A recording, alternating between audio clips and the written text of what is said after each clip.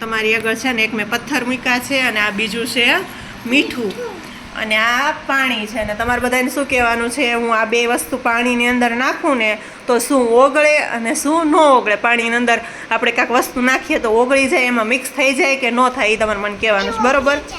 જોઈએ આપણે પાણકો ઓગળી જાય ન ઓગળે ને, એટલે એમ તો કહું છું હું જે વસ્તુ મૂકું ને એ કહેવાનું કે એ ઓગળે છે કે નથી ઓગળતી.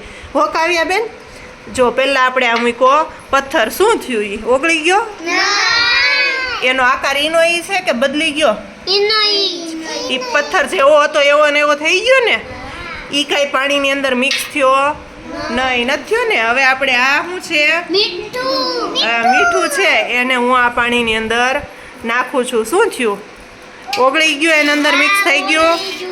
જોવો તો હું ચમચી ભરીને આમ નાખ્યું તો આમાં ચમચીમાં પાછું એટલું મીઠું આવે તો પછી આ પાણીનો સ્વાદ કેવો થઈ જતો હશે?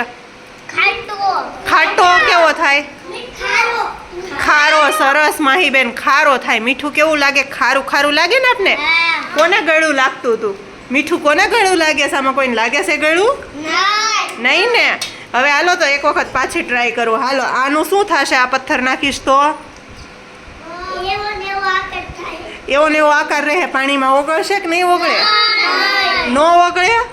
જોવા દ્યો તો કેમ થાય છે. આકાર છે, મને તેમ છે ઓગળી ગયો છે. જોવો તો નથી ઓગળો તો પછી આનું શું થાય? જો તો ઓગળી ગઈ. મીઠું ઓગળું? કા નથી ઓગળું?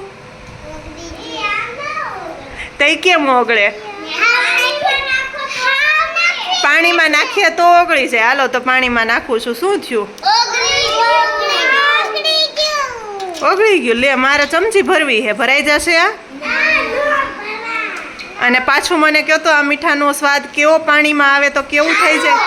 સારું, સરસ. આ પાણી ચાખીએ તો કેવું થાય?